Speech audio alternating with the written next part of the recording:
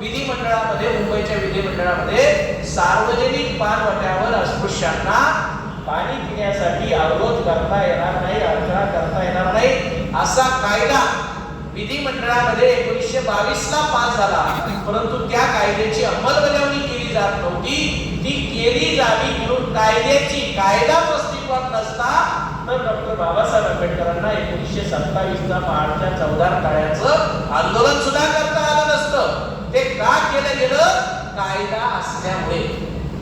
म्हणून कायदा हा तुमचं वर्तमान आणि भविष्य ठरवत असतो. म्हणून कायदा बनवण्याचा जो अधिकार आहे तो आम्हाला असला पाहिजे.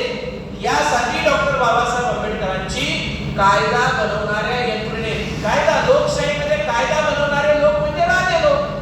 राजेशाहीमध्ये राजाच कायदा बनवत असतो. लोकशाहीमध्ये सगळे 140 कोटी लोक काही कायदा बनवू शकत नाही आपल्यासाठी.